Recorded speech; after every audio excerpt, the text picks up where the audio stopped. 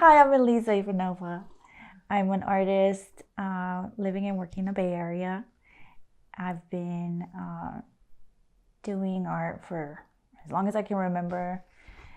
And professionally, I was also an animator. I went to school for animation and did that for about a decade. I was at Pixar doing character animation on hopefully a lot of movies that you like. In 2019, I decided to go full time in the art route, pretty much doing a 180 or 360 back to what I ultimately love doing, which is drawing. So today I'm going to show you all of that. This is my process from using reference, not using reference, collaging reference with made up stuff, and hopefully it's interesting. I will begin by showing you my very limited tool set, which throughout the years has literally, I've trimmed down the fat to the point where I use the bare minimum, which gives me the most. And to me, that's important, especially considering the fact that I am a mom, and time and cleanliness is of utmost importance. So these are all the pencils, tools that I use on a daily basis. I have a sketchbook. This is a Moleskine. I love Moleskine.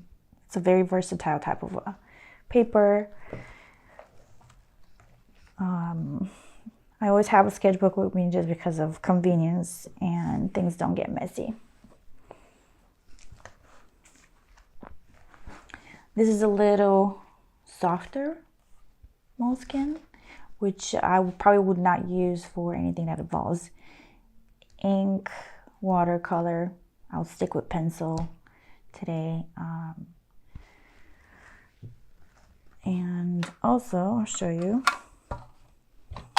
my trusty boxes of my tools.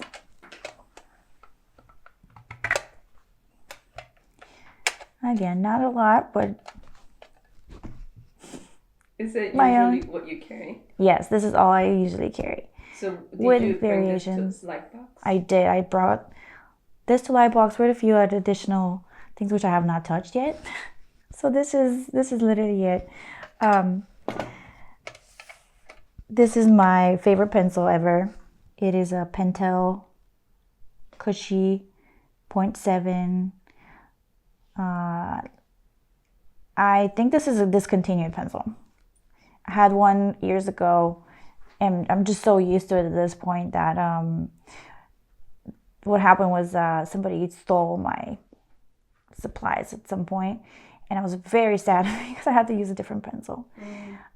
So what I was lucky to find on eBay, just a box of these, and I bought all of them. I had to have them, so now I have probably about 30 of these, and hopefully I don't think I've lost one yet, but even one is very precious. So this will be what I use the most. Why do you like it though? Why it's so special? Something about the weight of it, it's distributed just perfect for my hand, and I think I'm just used to it too. I also have this pencil. This one's very nice too. It's heavy. I like that as well. I'm just very used to this one to the point where my hand would feel weird without it.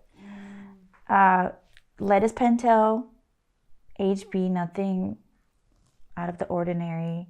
And I'll show you why I use just this lead. Mainly, the reason is when I blend and I use this lead, I can get a very wide range of softness. So I can have anywhere from HB all the way to 5B just with using a pencil and a blending. That's why I don't have too many different lead softness types.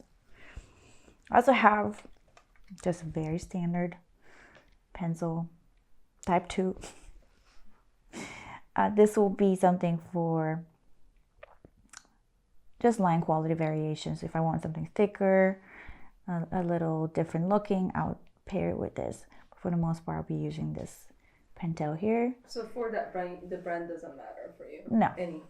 It does, well, except the Pentel. Other than that, I'm not very picky with my tools. And I do like to limit myself to a small set of tools because it forces me to be selective and to think and make interesting choices that I might not make if I had everything available in the world. So I'll use that. I'll use a tiny little eraser. I also have my blending stumps. They look a little bit different than what you'll find in a store, and the reason is I tape these. I tape it so I can take the tape off, replace it, and they're almost like brand new. But this is again nothing different. Probably a couple of dollars in an art store you can find these. The difference is I have used this one for many years. This one's rather brand new. So the way this is dulled out, it's just literally from me using it so many times. This one's also darker. It's collected so much graphite on it, so now it's almost like a little pencil of its own. And I have both because this will give me precision for corners, and this will give me that almost like smudging with a finger feel. If you would imagine using a charcoal on a big scale, this will be the smaller version of that, if that makes sense. So let's see. Let's do a little circle. Let's just start very simple, just to show you the versatility of these tools. So if I were to do, a circle and I want to shade it quick, I'll get my shape press down. I'll get this older blending stuff that already has a lot of graphite on it. So very quickly I can get value with the stump and also using this line and just pull graphite from that. The reason I started using the blending steps in the first place wasn't necessarily out of aesthetic choice. It was because if I would do this how I used to do, which is cross hatching, that with animating all day, with working, with just doing stuff around the house, it really made my arm hurt a lot. Just doing this motion. I had that carpal tunnel years ago, and I just needed some kind of a solution where I don't have to stop drawing as much, because I had to keep drawing. Which is why this came into my tool set, where I get that value that I needed without cross hatching, and all that RSI pain went away. Awesome. And the beautiful thing of it, people recognize me now based on this use of the stump, and they think it's just, almost like a style choice. But it was not.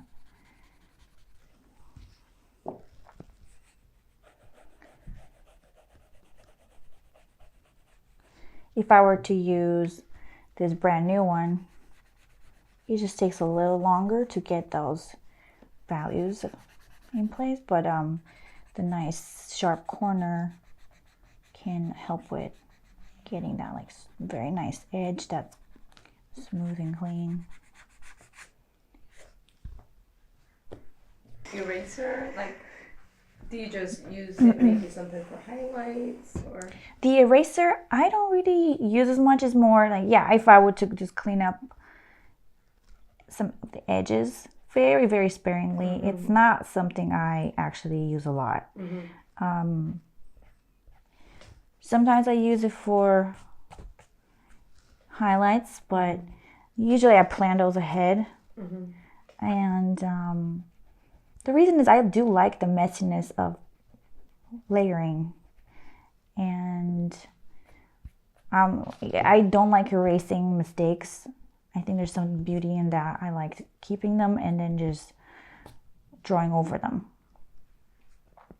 Almost in I want things to look intentional. So yeah, erasing is not something I do a lot. I would rather abandon a drawing than erase and just restart. Okay, that's good to know.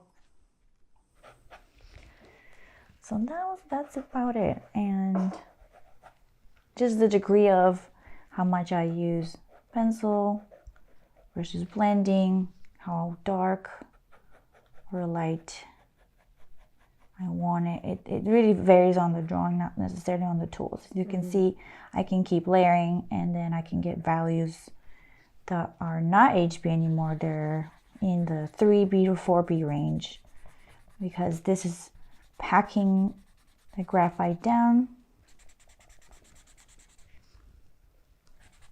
and it is giving me that wide range of softness that I don't carry with me.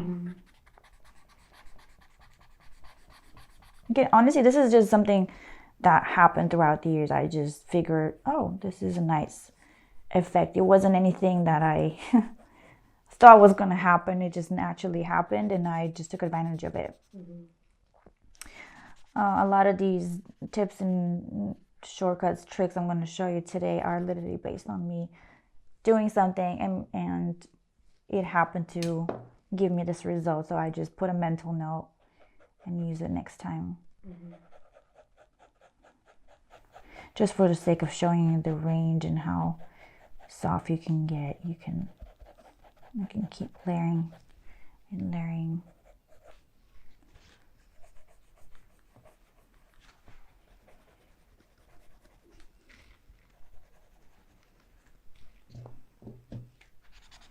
The nice thing about Moleskine, it doesn't, I call it eating. It doesn't eat a lot of the graphite, meaning you can get very dark values, which you might not be able to get with, let's say, watercolor paper. Watercolor paper has the grain in the tooth that for some reason graphite disappears in it, and you just have to really work to get these kinds of values. Where with Moleskine, it remains on the surface and it's malleable enough that you can get these beautiful ranges. And